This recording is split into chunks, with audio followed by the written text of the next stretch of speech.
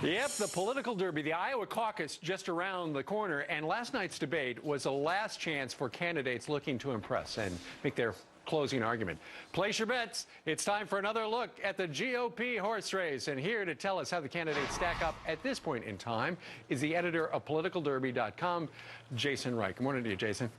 Good morning, Steve. Okay, we've been chewing over how the debate went last night. Now we're going to go ahead and take a look at how you've got the top tier lined up, and they are in the first position, Newt Gingrich, followed by Mitt Romney and Ron Paul. And then when you look at the political derby composite polls nationally and with Iowa, you can see that Gingrich, this is the national one, is on top. And then when you look at Iowa as well, you can see that Newt is also in first place. So that's why he's at the top of the heap in your poll, right?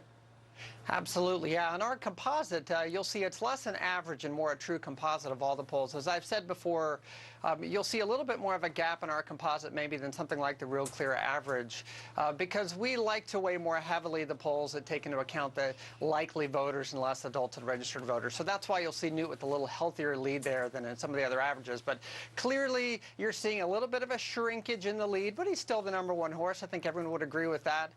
Romney, obviously, in the #2 spot. And thank you, Ron Paul. People, you can lay off the hate email this week. No empty rider in the 3rd spot. Ron Paul, absolutely the #3 horse, no doubt about it. Real quickly, what did you think about the fact that Newt and Mitt, your top 2 horses in your derby, pretty much played it safe last night? Yeah, I thought that was pretty interesting.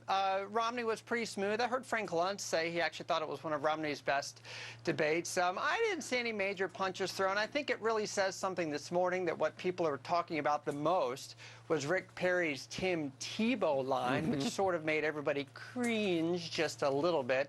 But I didn't think any major punches were thrown. It was a nice debate. All right, so you just mentioned Rick Perry, so let's go to the second tier of candidates in political derby, and we've got Rick Perry in the first position on the blue horse, and then he is followed by Bachman, and then Santorum. All right, why do you have Perry on top?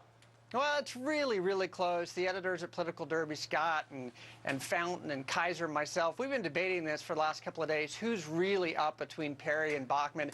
I actually think Bachman probably had one of her best debates last night, but she's not got the money in Iowa. I mean, Rick Perry is basically, it's go broke or go home right now with the money that he's spending in Iowa.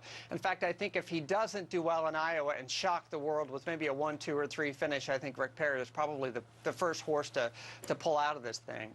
And you've got Santorum in 6th place, and you didn't even place John Huntsman. I would imagine he then is in 7th, right? I think he's halfway back to the barn at this point. All right. Jason Wright, it's always a pleasure. Thank you very much for sharing your results from politicalderby.com. Thank you, sir. Thanks, Steve. Have a great weekend. Bye.